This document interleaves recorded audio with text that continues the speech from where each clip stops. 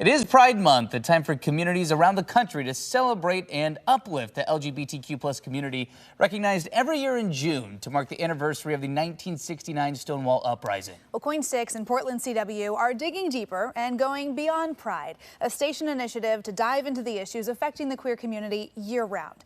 As we take a look back at the last year, KOIN 6 reporter Thompson has been hard at work telling many of those stories, and he joins us this morning to talk about that and a special airing a little later this month. Brandon, good morning. Thank you for having me on, actually. I'm usually the one hosting. Thank you. Thank you for being here. Well, let's talk about this. I mean, it's the first day of Pride Month, but you've been working on these stories through Beyond Pride for a long time. So what does it mean to you, really, going beyond Pride? Yeah, so when I got here last year, I remember during the month of June, KOIN changed our logo to the rainbow and all those things that a lot of companies do to show that they're allies. And I thought that was really cool, but I thought it was really also important to make sure that these stories go beyond just the month of June, because while Pride Month is a great time to highlight and celebrate and look at some of the issues that affect the queer and trans community, really these are issues that affect us year round. So we thought it was important. I thought it was important to dive into that and to lean into us being the Pride station and be able to dive into those issues of why are queer and trans people marginalized? What are the issues that create that marginalization,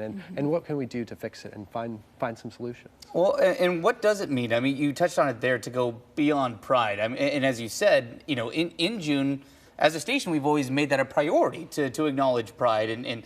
But why go beyond Pride? Why is it important to take that next step? And what does it look like to you? Yeah, I mean, frankly, it's just hard to tell all the stories in just 1 month because there are so many things that are happening. And I think to the family that we spoke to in May that moved to Oregon from Texas as they were facing the pressure from that state and the anti-trans legislation that happened there, and they really wanted to protect their trans daughter. So it's giving these stories a space to live and to breathe and to keep the presence of these issues on people's minds all the time, because I think back to last year when a Supreme Court ruling came down and it was talked about that marriage equality might be next on the docket for the Supreme Court, and there was a reminder that the battle is always happening. There's always a fight for equal rights and basic rights, and I think that telling these stories always keeps it fresh on people's minds and how important these issues are. Yeah, I think it's so important too within our station here, within the Portland and Southwest Washington community, to find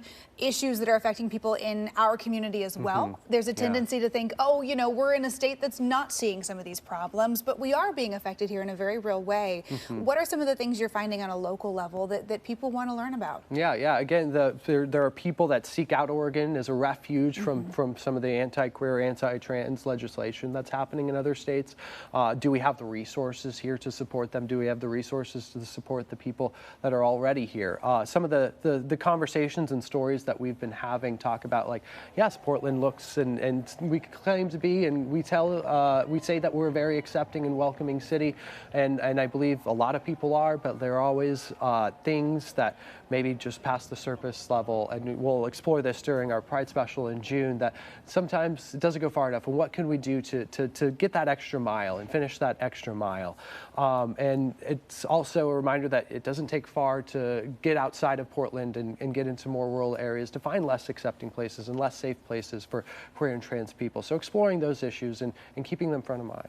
Well, if you had to choose one thing to have people take away from this special that's coming up in June, what do you hope that message is that people really hear? Yeah, so I think keeping these issues present front of mind is one of the top priorities or top things that comes to mind. But also, I've heard a lot of similar things from a lot of different people that I've felt, and what other gay and trans and lesbian people that I know have felt about the similar struggles that we go through, the similar worries of, is it safe to be yourself in a certain place, always gauging a room when you go in to see, can I be my true authentic self? And I think what I hope people think of and remind themselves when hearing that is, how can we make it so everywhere is safe, and that we don't have to think and put those filters on and think about, are we safe, are we going to be accepted here? So that's I think is one of the top issues right now. You know, one of the narratives that I often hear sometimes on social media, in arguments, what have you, is why do we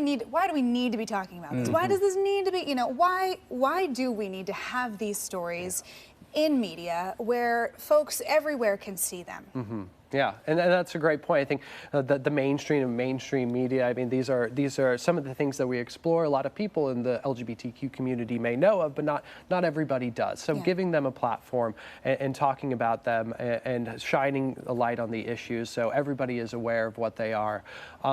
One thing that comes to mind that I've been covering is there's a website, translegislation.org, that tracks bills across the country. There are nearly 600 anti-trans, anti-queer, anti-LGBTQ bills that have been introduced just this year. That's more than the past 6 or 7 years combined. Wow. So just the increase of that, the moment that we're in of fostering, of culture wars, of that kind of thing, and just cutting through the rhetoric and the things that are said and how they impact people. What does it mean to people and their lives? Yeah. Wow. Well, when we say watching out for you, we mean all of you.